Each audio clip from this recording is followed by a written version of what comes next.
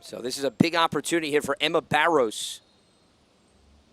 And Barros is going to get both hands in the way to deny the penalty shot, and then the follow off the rebound is no good as well, as Ella Kiefer could not solve the riddle, and a huge stop for the 9th grader for Carle Place. And here's a free kick for the Seahawks.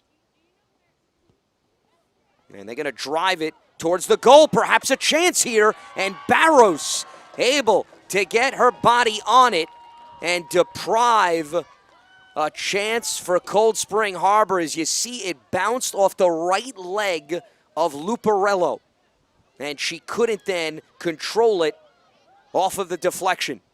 So many near opportunities for the home team and top seed. And this is some maneuver by CSH as they drive one towards the net. And that one is going to be a misfire yet again, as we're seeing the aggressiveness of Cold Spring Harbor, and with the right foot, it just went wide, though Barros was still in position towards that post. Brooke Giblin will get ready to check back in for the Seahawks at the next stoppage, as this free kick did not stand a chance, couldn't even pass through. A solid seal put up, but maybe another opportunity here as this shot sails high over the net.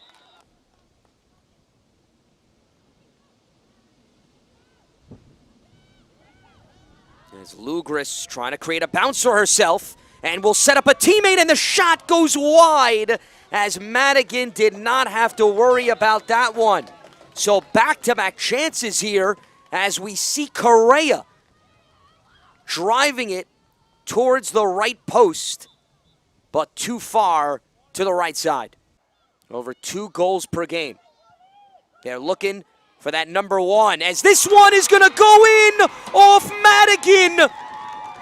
So the restart dials up to perfection for the Frogs, and they are able to get on the board right at the tail end of the first half, as you're going to see Madison Reedy from way downtown off of the right arm of Madigan, who could not time the deflection correctly, and Carle Place takes a 1-0 lead thanks to the power and perfect positioning by Madison Reedy, who gets her 6th goal of the season.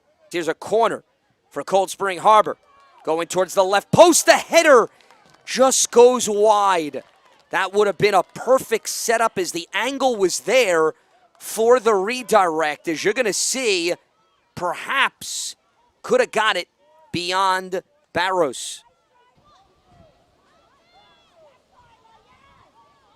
And a great move there by Correa. And it was broken up, and this shot is going to be off the crossbar.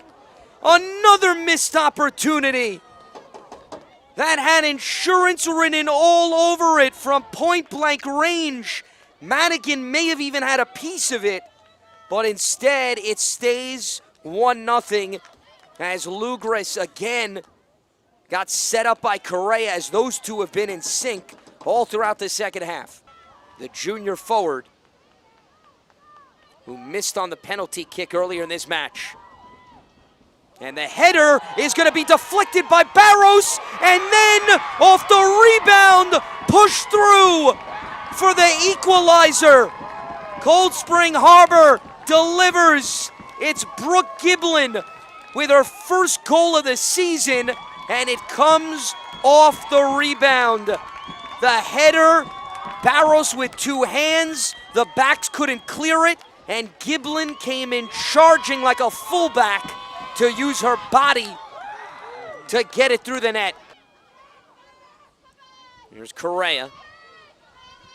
Correa with the fancy footwork, drives one towards the box, and the cross is just wide of Gabriella Penn, as Madigan was out of position on that one, and that could have been a goal. As we take another look, she could not get her left foot on it, and Madigan dodges a bullet on this one.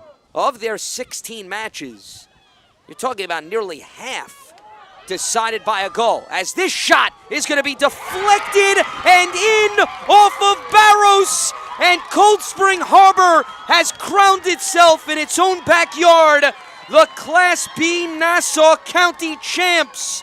Right out of the gates in the extra session, the Seahawks not leaving it to chance as they are able to solve the Emma Barros riddle. They got it out into open space, and it was off the foot of Nora Wooters Almeida. We take a look off the crossover. She spots up and dials it right at Barros off her hands for her third goal this season. And the celebration is underway here in Cold Spring Harbor, New York, as the 8th grader of all players on the biggest stage comes through for the Seahawks.